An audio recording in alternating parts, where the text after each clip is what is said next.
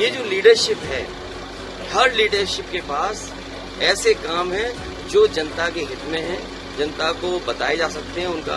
और देखो कैसे लोग हैं, इंडिया से घबरा रहे हैं। अरे जो लोग इंडिया से घबरा रहे हैं वो देश को क्या आगे बढ़ाएंगे?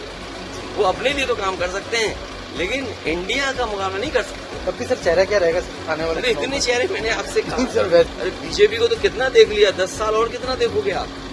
10 साल में भी मणिपुर जैसी घटना हो जाए, सोचिए।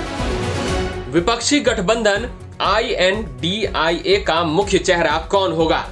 किसके चेहरे पर पीएम मोदी के खिलाफ गठबंधन आगामी लोकसभा चुनाव में मैदान में होगा? ये सवाल सबके जहन में है। इसी सवाल का सामना शुक्रवार को राजस्थान के अजमेर में आए सपा प्रमुख अखिलेश यादव को भी करना पड़ा। पत्रकारों के सवाल का जवाब देते हुए अखिलेश यादव ने कहा कि आपको बुजुर्ग पीएम चाहिए तो बुजुर्ग मिलेंगे, नए चाहिए तो नए मिलेंगे। बीजेपी में क्या चॉइस है? कोई चॉइस हो तो बताओ।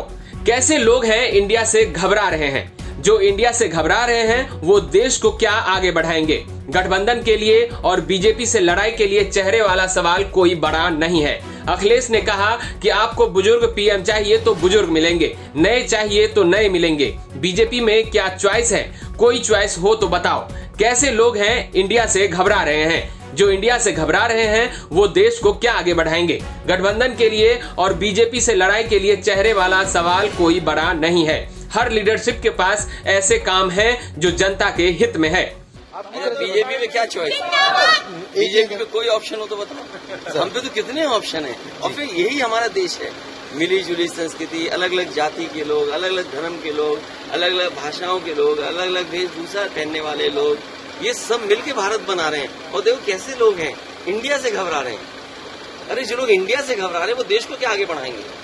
वो अपने लिए तो काम कर सकते हैं, लेकिन इंडिया का मुकाबला नहीं कर सकते। तब भी सर चेहरा क्या रहेगा आने वाले? अरे इतने चेहरे मैंने आपसे कहा। सर वैसे नहीं, ये कोई सवाल बड़ा नहीं है गठबंधन के लिए और बीजेपी से लड़ाई के लिए। और सबसे बड़ी बात है, सबके पास अनुभव है, सबके पास कुछ न कुछ ऐसे काम हैं जो वो बताए जा सकते हैं, एग्जाम्पलरी काम है। मान लो ओल्ड पेंशन स्कीम कर्मचारियों की उत्तर प्रदेश के बाद यहाँ कांग्रेस ने लागू कर दी जी। बहुत सी जगह और भी ऐसी योजनाएं हैं जो कोई न कोई नकल कर रहा है या उनको अपना रहा है।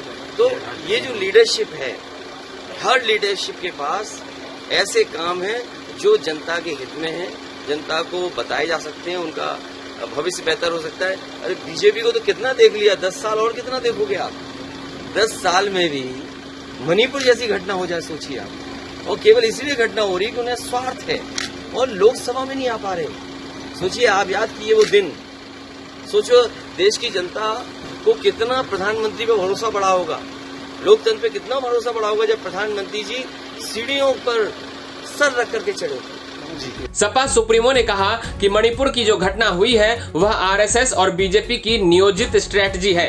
पहाड़ के नीचे कुछ ऐसा छिपा है, जंगल में कुछ चीजें छिपी है, उस जमीन को कुछ लोगों को देना चाहते हैं। जैसे आपने देखा होगा कि फौज की जो बड़ी बड़ी डेयरियां थी वो इसलिए प्राइवेट हाथों में दे दी गई क्योंकि वो फौज नहीं चला पा रही है। क्या फौज नहीं चला पाएगी? उनका मकसद कुछ लोगों को आर्थिक लाभ पहुंचाना है। बीजेपी को कितना देखोगे? 10 साल देख लिया। इन 10 साल में मणिपुर जैसी घटना हो गई। अखिलेश यादव ने अपने टीचर को याद करते हुए कहा कि SP Mishra ji military school में जगह जगह पर टीचर रहे, इंग्लिश के सम्मानित टीचर रहे हैं। मिलिट्री स्कूल देश में केवल 5 है, मैं भी उसी में पढ़ा हूँ। एसपी मिश्रा जी की वजह से हम मिलिट्री स्कूल में पढ़े। एडमिशन बड़े मुश्किल से होता है। नेताजी के कहने पर एसपी मिश्रा जी ने एडमिशन न कराया होता तो शायद वो अनुशासन और जीवन में जिन ऊंचाइयों पर पहुंचा वो न पहुंच पाता। उनके पारिवारिक कार्यक्रम में शामिल होने आया हूँ। राजस्थान तक के लिए अजमेर से चंद्रशेखर की रिपोर्ट।